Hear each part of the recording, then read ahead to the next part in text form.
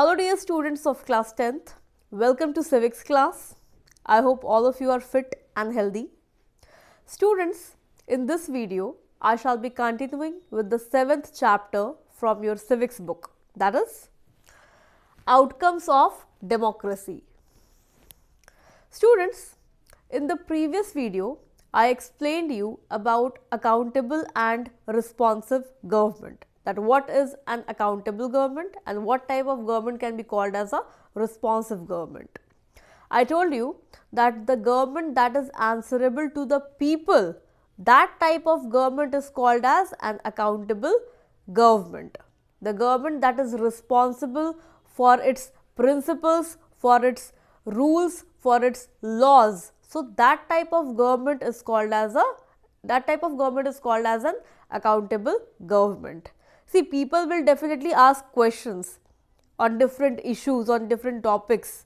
They want clarity. The citizens, they want clarity. So who will give clarity? The government has to give clarity. So the government that answers the public, the government that answers to the queries of the citizens, that type of government is called as an accountable government. That means taking responsibility for its deeds. Whatever the government is doing, whatever laws the government is implementing, so the government is taking responsibility for everything. So that type of government is called as an accountable government. Then I explained you about responsive government. Responsive government means a government that responds to the needs of the people, right? The government that reacts to the needs of the people. So that type of government is called as a responsive government. See, the citizens have so many issues, right? So who will respond to the issues? For example, in the previous video I gave you an example about the job opportunities, the vacancies are very less. So people, they are doing protests, the students, they are doing protests. So who will react to that protest? The government has to react, the government has to respond. So that type of government is called as a responsive government. Alright. Now students, we will be continuing with the topic and we will be proceeding with the next government, that is legitimate government. So here I am going to explain you about legitimate government. But before that, students, see, there are several aspects on which the performance of a democratic country is not satisfying. For example, it may be corruption, delay in decision making, and there are several other issues, several other aspects on which the performance of a democratic country is not satisfying as compared to the other forms of government, right? But still we accept democratic government only, still we prefer democratic government only. See, if I talk about the decision making, then if we compare the decision making, the promptness in decision making in a democratic and a non-democratic country, then we will find that democratic country takes a longer time to take any decision as compared to a non-democratic country. And there are so many issues like issues of corruption and several others. But still, in spite of having so many loopholes, in spite of having so many challenges, still we prefer democratic form of government. Why do we prefer this? Why do we consider this as a better alternative among the given choices? Why? Because a democratic government is a legitimate government. Now see, this term is very important, legitimate government. Now, how a democratic government is a legitimate government? Now, what is the meaning of legitimate government? See, legitimate government refers to a government that has been elected by the people, that has been elected by the citizens through proper elections. Proper election means free and fair elections. I shall also include one more word, that is regular, free and fair elections. So, the government that is formed by the people have given their, the people have cast their important vote, precious vote, and then the government, and then and then the type of government that is formed is called as a legitimate government. That means people's government, citizen centric. People play a very important role. This people's own government that has been formed with the help of elections, free, fair and regular elections.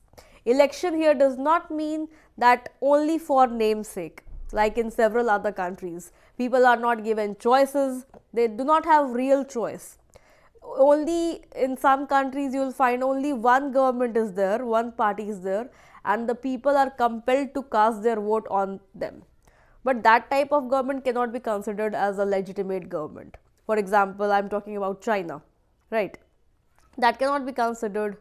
Pakistan, that cannot be considered, because people are actually not offered real choices. They do not have choice. They are compelled. That means free and fair elections are not conducted there. So, a country where free and fair elections are conducted and the government that is formed through that election refers to a legitimate government. That means people's government. People wish to be ruled by their representatives, right? So that type of government is called as a legitimate government. All right. So I hope all the three types of government are clear to everybody: accountable, responsive, and the third one, that is legitimate government. So students, let me tell you that direct question is asked from this topic, from this section regarding accountable, responsive and legitimate. So you need to be very clear, you need to be to the point, okay? You will be able to score full marks. All right.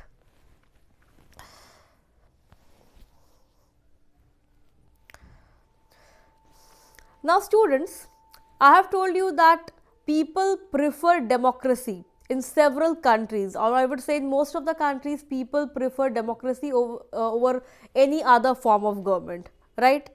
See, here you can see a chart. In this chart there are 5 countries mentioned, as you can see here, and the preference of the people are mentioned, that how many people or what percentage of people in these countries prefer democracy, what percentage of people prefer dictatorship, and we also have one more criteria, that the type of government doesn't matter to the people, so the percentage of that people also. So we will be studying, we will be analyzing this chart, okay? This will help you to understand that how or in what proportion people prefer democracy, not only in India but in several other countries also. So as you can see, the chart is given. First country is Bangladesh, then we have India, then we have Nepal, after that Pakistan, and at last we have Sri Lanka. And 3 criteria are given. First is democracy is preferable, second is sometimes dictatorship is better, and the third is doesn't matter to me. That means whether it is democracy or it is dictatorship, it doesn't bother to the people. So first we will see about Bangladesh. As you can see, 69% of the people, they prefer democracy.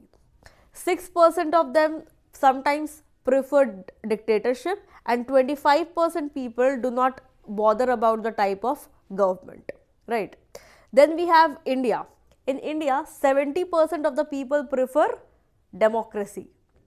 9% of them prefer dictatorship, and as you can see, 21% people do not bother about the type of government.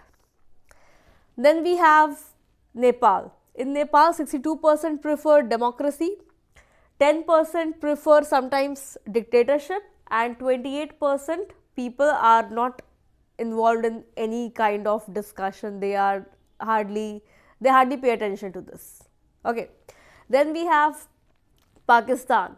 See, in Pakistan, only 37% people prefer democracy. You can see this, how this is called disparity, right? Only 37% people prefer democracy, 14% people prefer dictatorship, and 49% people, they do not bother about the type of government that is there. Strange. Then we have Sri Lanka. In Sri Lanka, 71% people prefer democracy, 11% people sometimes prefer dictatorship, and 18% of the people are not bothered. So students, as you can see that in India also there are some people, means a small amount of percentage is there who sometimes prefer dictatorship. See, it is not possible that everybody will have the same choice. Choices may vary, right? So this is called diversity. Not only diversity in caste, gender, creed, religion, but also in thinking, what they think, what they prefer. So students, as we can see, the general we'll just generalize it, we'll just analyze it, that what can be concluded from this chart. So it can be concluded that mostly democracy is preferable everywhere except Pakistan. In Pakistan, democracy is not preferred. People are not bothered about the type of government. But in most of the countries, democracy is preferred. So this means, in spite of the loopholes, in spite of the challenges, people prefer democracy. Okay? So I hope this topic is clear to everybody.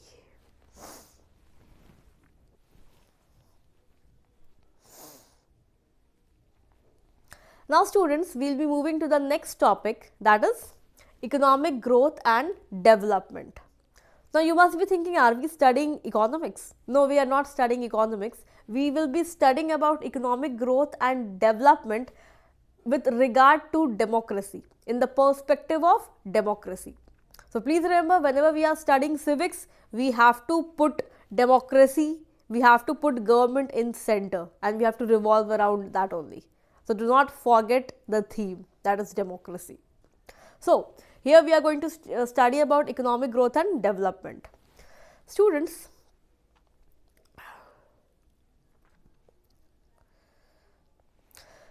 a good democracy is definitely expected to produce, one second, I am saying this line again. Students, democracy is of course expected to produce good government. If democracy is there, then we really expect that the government will be good, it will be favorable, and several other things. But if it is expected to produce good government, then why not good development? Why not good economic growth? If democracy is there, if good government can be produced, then why development cannot be produced? Why the development rates cannot be high? Now, why I am saying this? Because students, if we compare democracy with dictatorship between 1950 to 2000, then if we see the growth rate, then there are so much differences in the growth rate.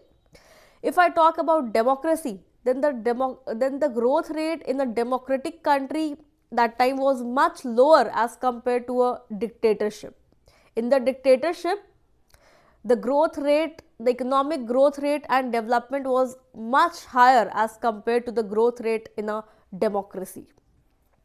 Then for example, if I talk about India, in India we have democracy, the growth rate was comparatively lower than the growth rate of, say example, North Korea, right? Then if this differentiation is there, if this reduction of growth rate is there, then in this sense, should we adopt dictatorship? Why are we not adopting dictatorship? Why are we following the principle of democracy? If the growth rate is less in a democratic country, then we should shift to dictatorship or any other form of government, right? Why are we still following, why are we still enjoying democracy? What is the reason? Students, we cannot reject democracy only on this ground, only because of this reason.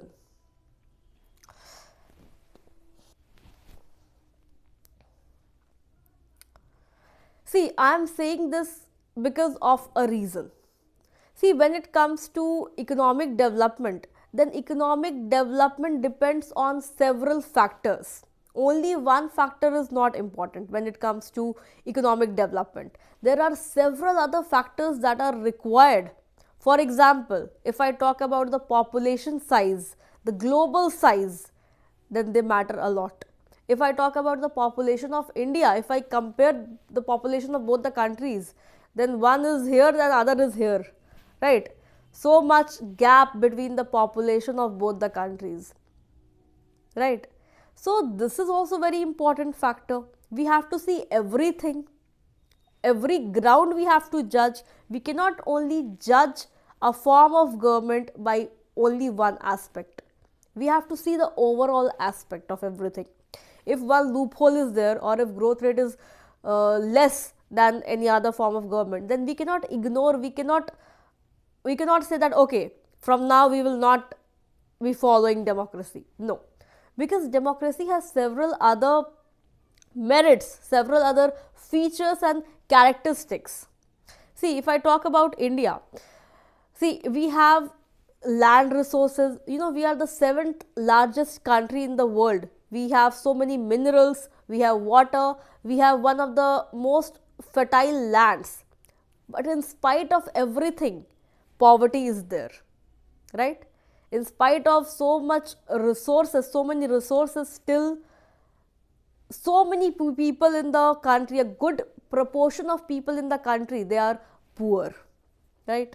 And if the people will be poor, then what will happen? It will directly impact the growth rate, it will impact the per capita income of the country. Since we have huge population and proper economic planning is not there, appropriate economic planning is not there. See, I'm not talking this, I'm not just saying this sentence with today's regard. Definitely today we have a good economic planning, a complete department is there, but I was talking about 100 years back, right? So because of the population, we have to see other factors too, right? If population will be more, poverty will be more, right? People will not get sufficient to eat. If they will not get sufficient to eat, if they will starve, if food security will not be there, then it will hamper their productivity. And if productivity will not be there, then it will definitely reduce, or it will definitely bring a reduction in the growth rate and development of a country. Understood?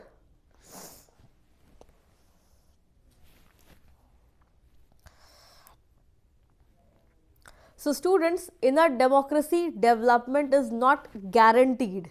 Please remember that development is not guaranteed, but definitely it can compete with other forms of government like dictatorship, monarchy and several other forms over economic growth. See, democracy is only a form of government. It only provides base, it only provides platform. This I already told you in the first video, in the introduction video.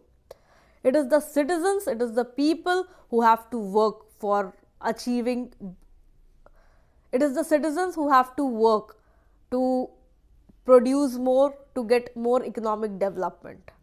Alright. So students, economic growth in less developed countries is almost same as development in any other form of government like dictatorship. If I talk about dictatorship, what is development? Can people raise their voice? Do people have right to speak? Expression is not there. They cannot express, they cannot expect, they cannot expect anything from the government, because government will do things according to them, right? So at least in democracy we can express, we can expect. All right. So definitely democracy has certain loopholes. There are some points which needs to be corrected, but still democracy is a better form of government, and it is preferred over other forms of government, or the other alternatives that are available. So I hope this topic is clear to everybody. So students, in the next video I shall be explaining you about economic inequality. Alright. So students, thank you so much. I'll meet you in the next video. Stay connected and revise your lessons well. Thank you. Oh, please cut that last line I'm saying again. Please cut that line. I told wrong topic. So students, I hope till here points are clear to everybody. In the next video, I shall be moving to the next topic, that is reduction of inequality and poverty. Okay? Till then, thank you so much. Revise your lessons well and stay connected. I'll meet you in the next video.